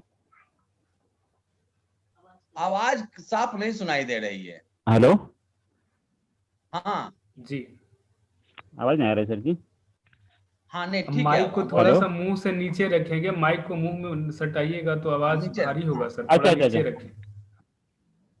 नहीं, खाली यही पूछने का सर, मतलब अगले जन्म में अगर अपने को जन्म लेने का है, मतलब जन्म तो आएगा अपना, तो मेल होगा फीमेल होगा, जैसे कि गाय होगा या बैल होगा, ऐसा रहता है ना? तो मतलब ऐसा कुछ है क्या, स्त्री पुरुष का ऐसा कुछ है उसमें बुद्ध धर्म में बताया गया सर? वो पूछने का था। नहीं, जैसा कर्म करेंगे आप तो अगला जन्म में ही पता चलेगा। अगर आपको निर्वाण मिल जाए तब आपको पिछले जन्मों को जान सकते हैं। जी, अभी तो अबोध है ना, अभी कहाँ तो पता क्या करेंगे क्या नहीं करेंगे। और जो कर्म जैसा आप करेंगे एकदम तदनुरूप वैसा ही फल मिलेगा। जैसे आप गुलाब का अगर लगाते हैं तो गुलाब का सुगंध आता है, अगर बेली का लगाएंगे तो बेली का गंध आएगा। बिल्कुल उसी तरह से अगर गंदा लगाएंगे तो गंदा सुगंध देगा। जी जी जी, अगर महिला वाला काम करेंगे तो महिला में पैदा लेंगे। हाँ, वैसे वही पूछने का था, जेंट्स या लेडीज ऐसा रहता है ना, वो टाइप का लिंग पूछ रहा हूँ मैं। नहीं, लिंग में भी आप जैसा करेंगे वैसा होगा जी। हो सकता है महिला को ज्यादा सताएंगे तो वैसा होगा। जी जी। इस पर ऐसा कुछ प्रकाश नहीं डाला गया है कि क्या है। अब ये अगर साक्षात बुद्ध रहते तब वही बताते हैं, क्योंकि इसका कोई उल्लेख नहीं है। जी, एक और सवाल है सर अविनाश बर्मन जी का। अविनाश बर्मन जी सांची विश्वविद्यालय से बौद्ध अध्ययन विभाग में पीएचडी कर रहे हैं। इनका एक सवाल है। हाँ अविनाश जी, अनम्यूट करें और सवाल करें सर से। नवोदय सर। नवोदय सर, मेरा सवाल है कि जब हम बुद्धिस्ट टेक्स्ट को पढ़ते हैं तो वहां पर प्रतीत समुत्पाद से हमें ये फ्यूचर और पास्ट, प्रेजेंट और फ्यूचर का तीनों वर्ग का पता चलता है एक तरह से। और जी जी बुद्धिस्ट थ्योरीज में हमें लॉ ऑफ कर्मा और लॉ ऑफ रिवर्स भी पता चलता है। लेकिन वहीं हम कुछ बुद्धिजीवियों को पढ़े जो बहुजन बुद्धिजीवियों के वर्ग में आते हैं, तो वो जो पुनर्जन्म है उसे इस तरह बताते हैं कि जैसे आज आप बुरे व्यक्ति हो लेकिन कल आप ठीक हो जाते हो, कि आप आज मार काट रहे हो कल ठीक हो जाते हो, तो ये उसे रिवर्स के तौर पे रख रहे हैं कि ये आपका पुनर्जन्म है। वो पुनर्जन्म को ठीक से कंसीडर नहीं कर रहे। तो कैसे डिफरेंशिएट करें कि पुनर्जन्म क्या है? क्योंकि अगर हम पुनर्जन्म हिंदू धर्म की तरह देखें तो वो बोलते हैं कि आत्मा एक जगह से दूसरे जगह माइग्रेट होती है तब वो पुनर्जन्म होता है, but Buddhism not believe in a soul. तो बुद्धिज्म में हम आत्मा को निग्लेक्ट कर चुके हैं। तो किस तरह पुनर्जन्म को ठीक से हम करें कि जो हमारे बुद्धिजीवी बता रहे हैं वो बताने का तरीका कैसे अलग हो रहा है उनका? ठीक है, ठीक है अविनाश जी। ये कह रहे हैं कि ये जो कर रहे हैं, जैसे आत्मा को वो कर रहा है तो हम भी तो विपाक कर रहे हैं। आत्मा जो सोल है is very similar to our resultant. जो रिजल्टेंट जिस विपाक की हम बात कर रहे हैं वहां पर वो आत्मा की बात कर रहा है। केवल अंतर आत्मा और विपाक में इतना ही है कि वह उसको नित्य मान रहा है और हम इसे अनित्य मान रहे हैं। वो आत्मा को ट्रांसमाइग्रेट कर रहा है, हम इधर विपाक को ट्रांसमाइग्रेट कर रहे हैं। एक चीज जो हमारा ट्रांसमाइग्रेशन हो रहा है वह विपाक हो रहा है। अब विपाक क्या है? तो हमारे कर्मों का वो फल है। अब ये जो कह रहे हैं कि हर दिन जो जन्म ग्रहण कर रहे हैं तो हर दिन जो है वो अनित्यवाद का सिद्धांत है, वो प्रतीत समुत्पाद का सिद्धांत नहीं है। हर दिन नष्ट हो रहा है, हर दिन नया आ रहा है, हर दिन नष्ट। अब जैसे देखें, अगर आप ज्योग्राफी पढ़े होंगे, एक रोटेशन होता है, एक रिवोल्यूशन होता है। रोटेशन क्या होता है कि दिन रात होता है ना। पृथ्वी जब घूमती है 24 घंटे में एक बार पृथ्वी घूम जाती है। तो जो एक बार जो घूम जाती है तो वही आपका जो है जो दिन जो आप कर रहे हैं कि प्रतिदिन या हर क्षण जो काम करते हैं, बीमार पड़ते हैं ठीक होते हैं, फिर बीमार पड़ते हैं ठीक होते हैं, वो रोटेशन है। और रिवोल्यूशन जो हुआ वो आपका जो है ये अगला जो जन्म ग्रहण के बिल्कुल बदल गया, सीजन ही बदल गया, वो रिवोल्यूशन। ये बताएं अविनाश जी, कुछ क्लियर हुआ? धन्यवाद अविनाश सर। जी। बिल्कुल बिल्कुल धन्यवाद सर। जी जी, तो अब शायद किन्हीं का कोई सवाल नहीं है तो हम प्रोग्राम के समापन की तरफ चलेंगे। श्रोता वृंद के सवालों का बड़े ही यथोचित और बड़े ही अच्छे तरीके से जवाब देने के लिए, उनकी जिज्ञासा शांत करने के लिए आपका साधुवाद सर, आपका आभार। और एमपी निकम सर हैं हमारे साथ, ये भुसावल से हैं, महाराष्ट्र के भुसावल से। एमपी निकम सर से निवेदन है कि आएं और आचार्य जी का धन्यवाद ज्ञापन करें। धन्यवाद मुकेश सर, जो आपने मुझे अवसर दिया धन्यवाद ज्ञापन करने का। नमो तस्स भगवतो अरहतो सम्मा संबुद्धस्स। नमो तस्स भगवतो अरहतो सम्मा संबुद्ध। नमो तस्स भगवतो अरहतो सम्मा संबुद्ध। कल से जो भदंताचार्य बुद्धत्व पाली संवर्धन प्रतिष्ठान की ओर से और हमारे आदरणीय गढ़पाल सर और पूरी टीम के द्वारा जो ये थेरवादी बौद्ध दर्शन व्याख्यानमाला आयोजित की गई है, इस श्रृंखला का आज ये दूसरी कड़ी थी। कल के कड़ी में हमने आचार्य प्रोफेसर रमेश प्रसाद इनके द्वारा बुद्धचर्या पर हमें ज्ञान लाभ हुआ, और आज की इस कड़ी में हमें आचार्य जी के द्वारा प्रतीत समुत्पाद, जो कि एक बहुत ही गंभीर विषय है, जो बुद्ध धर्म का सार है, जो द्वादश निदान, इस पर बड़े ही सरलता से, बहुत ही सुस्पष्टता से और दृष्टांत के द्वारा इन्होंने बहुत ही अच्छी तरह से हमको समझाया, बताया ये। और निश्चित ही हमारा ये जो कर्म विपाक का जो सिद्धांत है, निश्चित ही हमारे पुण्य कर्म ही होंगे पिछले, कि हमें ये अवसर मिला आचार्य जी का जो ये जो थेरवादी बौद्ध दर्शन का जो श्रृंखला सुनने का जो अवसर हमें मिला, ये निश्चित ही हमारा कर्म विपाकी है।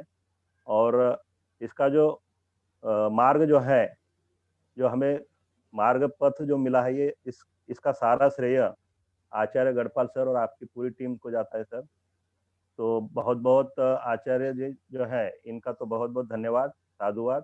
साथ ही साथ आप सभी पूरी टीम का धन्यवाद, और जो श्रद्धावान उपासक उपासिका जो यह व्याख्यानमाला सुन रहे हैं, इनके लिए भी बहुत बहुत धन्यवाद।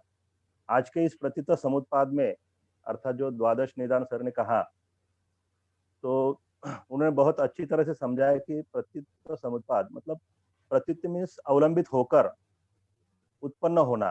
प्रतीत समुत्पाद का उन्होंने बताया कि अवलंबित होकर उत्पन्न होना।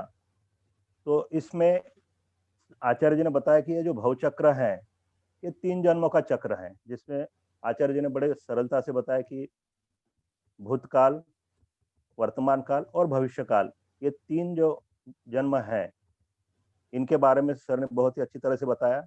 और जो प्रतीत समुत्पाद है, ये भगवान बुद्ध ने 2 तरह से बताया। एक तो सर ने बहुत ही अच्छी तरह से बताया कि एक अनुलोम प्रतीत समुत्पाद और दूसरा प्रतिलोम प्रतीत समुत्पाद, जो कि 12 अंगों के द्वारा समझाया गया है। 12 अंग है उसमें, द्वादश जिसे कहते हैं पाली में। जैसे कि पहला अंग है अविद्या, दूसरा अंग है संस्कार, तीसरा विज्ञान, चौथा नाम रूप, पांचवा आयतन, छठा स्पर्श, वेदना, तृष्णा, उपादान, भव, जाति तथा जरा मरण। इस तरह से ये 12 अंगों के द्वारा जो है ये पूरा भव चक्र जो है बहुत ही सरलता से और बहुत ही सुस्पष्ट रीति से सर ने हमें समझाया। और इन भव चक्र के से यदि हमें निकलना है, बाहर निकलना है, तो उसके लिए हमारे पास एक ही मार्ग है, और वह है भगवान बुद्ध का बताया हुआ मार्ग, जो हमारा आर्य अष्टांगिक मार्ग है। यदि इस आर्य अष्टांगिक मार्ग का हम यदि पालन करते हैं, उस मार्ग पर यदि हम चलने की ओर यदि अग्रसर होते हैं, प्रयास करते हैं, तो निश्चित ही इस भवचक्र को हम तोड़ सकते हैं, इससे विमुक्ति पा सकते हैं, निर्वाण की ओर बढ़ सकते हैं। लेकिन उसके लिए हमें चलना होगा, और इसको चलने के लिए जो मार्ग हमें मिल रहा है, तो इसके लिए निश्चित ही मैं गढ़पाल सर और पूरी टीम आपको देता हूं सर कि ये अवसर हमें मिल रहा है कि नया नया उपक्रम लेकर और धम्म के प्रति हमारी जो जागृति है वो बढ़ रही है। और जितने भी श्रद्धा उपासक उपासिका हमारा जो एक परिवार निर्माण हुआ है, ये परिवार निश्चित ही धम्म की ओर अग्रसर रहेगा, और जो भवचक्र जो है इसको तोड़कर निर्वाण की ओर, विमुक्त जीवन की ओर अग्रसर रहेगा। इसके लिए बहुत बहुत धन्यवाद सर, बहुत बहुत साधुवाद। साधु साधु साधु। बहुत बहुत साधुवाद आपका भी एमपी निकम सर। हमारे आचार्य जी और हमारे श्रोता भी इनका धन्यवाद ज्ञापन करने के लिए, उनके प्रति आभार व्यक्त करने के लिए। अब आचार्य जी की अनुमति हो तो हम प्रोग्राम के समापन की ओर चले आज के। जी बिल्कुल बिल्कुल जी, तो कार्यक्रम का समापन धम्म पालन गाथा से करेंगे। भारत वनकर सर से निवेदन है कि वो धम्म पालन गाथा से आज के प्रोग्राम का समापन कराने का कृपा करें। भारत सर।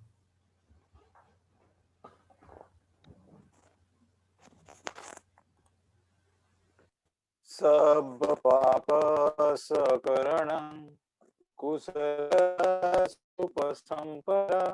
सच्चित परियोदपनं एतं बुद्धान शासनं धम्मं चरे सचरितं न तं दुच्चरितं चरे धम्मचारी सुखं सेति अस्मि लोके परं विच न तावता धम्मधरो यावता बहुभासति यो च अपि श्रुत्वानं धम्मं कायेन पश्यति सवे धम्मधरो होति यो धम्मं नपमज्जति नत्थि मे शरणं अयं बुद्धो मे शरणं वरं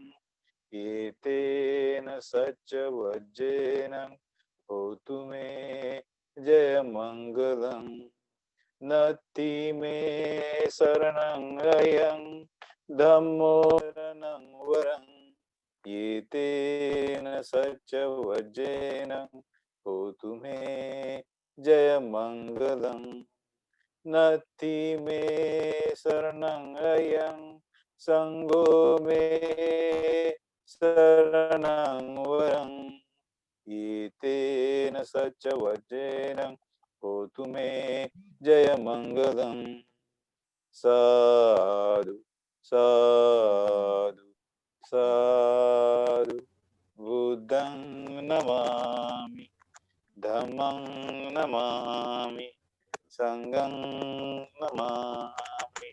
सबको नमो बुद्धाय। जय हिंद। बहुत बहुत आभार सर आपका धम्म पालन गाथा से कार्यक्रम की समाप्ति के लिए। अब हम कल इसी लिंक पर कल से लेकर 8 तारीख तक, जब तक सर का प्रोग्राम चलेगा, इसी लिंक पर कल से 8 बजे जुड़ेंगे।